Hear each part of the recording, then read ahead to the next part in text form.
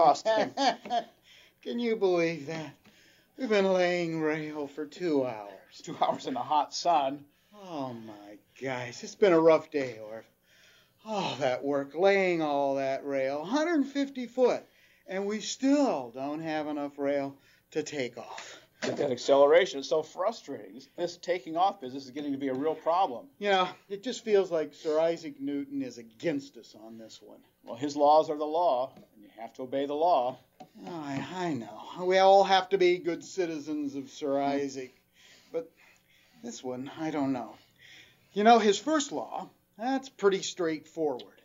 Newton's first law states that an object at rest will stay at rest, or if an object's in motion, it will stay in motion, unless it's acted upon by an external force.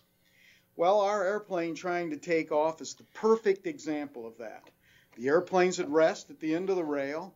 We apply an external force when we turn the engines on and start getting some thrust from our propellers, and in response to that, we move down the rail. But the bad part is that unless we can accelerate fast enough, we don't get enough speed to take off. Well, that's Newton's second law. Okay, that means that the force is equal to the mass times the acceleration. Well, we're interested in the acceleration here, so if we divide both sides by mass, we're going to get that acceleration is equal to force divided by mass. Hey, that's a nice piece of mathematics, Orv. It looks good. And I see your point.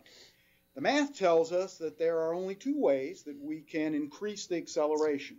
Mm-hmm. We've either got to increase the force, right, or we've got to decrease the mass. Right.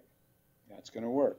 Yeah. And I think we're only down to one way because I don't think we can decrease the mass. I mean, we've already made calculations to determine the size of the wings to get enough lift. Yeah. We've got the motor as big as we can get it to give us enough thrust so we can accelerate. Yeah. We've made this out of light materials. It's cloth for the wings. We've got wire supports. We've got thin wood struts. I mean, about every third time we land, we break something on the front end. Yeah, and we don't even have any wheels on here, which is why we're on the rail. It looks like the only way we're going to decrease weight is if you fly in your union suit and barefoot. I don't think that's a problem. Today it would be nice. Well, our external force, maybe the thrust. Now that's an application of Newton's third law of motion, the law of action and reaction. We take a large mass of air, we accelerate it to the back using our propellers, and in response to that, we get a thrust force that pushes us down the rail. Action, reaction. And that's all Newton's third law. So maybe the way I can make more thrust here is to move more air, move it faster, bigger propellers. Bigger propellers? That we'd have to redesign the whole aircraft to make bigger propellers. Okay, suppose we flew on only cold days. The air is more dense, then we could move more mass. Well, that would work, but don't you remember our flights in December of '03? We nearly froze out there. Yeah. We've got to be able to fly year-round, Will.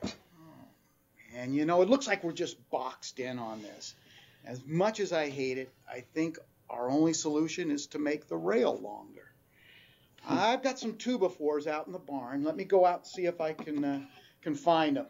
Hey, come back here, Will. Hang on a second. I think I've got an idea here. You've got an idea. Hey, great, I'm all ears. Well, maybe old Sir Isaac wasn't so bad after all. Maybe we could use him to help us for a change. Okay. Suppose we take those 2x4s and do you remember how he discovered gravity? Oh, the falling apple story? Right, exactly. What would you think if we took those 2x4s and we made some sort of a tower where we could suspend a weight and let the weight drop and provide a force to accelerate our aircraft? Okay. I think it's going to take a little bit of engineering here, though. Let's see. We could run a rope from the weight down through a pulley, down to the end of the rail, around the end of the rail, back up, hook it on the aircraft. Okay, so then when we drop the weight, it pulls the rope, we get an additional external force that'll accelerate us down the rail. Exactly, and with no additional weight on the airplane. This is excellent. What do you suppose we ought to use for the weights? Well, let's see. Sir Isaac, apples. We got an empty barrel. Why don't we fill it with apples and drop it down? Very funny. No. It's not enough weight. How about those iron bars that we've got out there? Okay, that's a good idea. That's a good idea. Yeah, now the trick will be how we're going to get the iron bars to grip onto the rope when we lift. Oh, no. It's not a question of how you grip it. It's a question of the weight ratio between the iron bars and the airplane.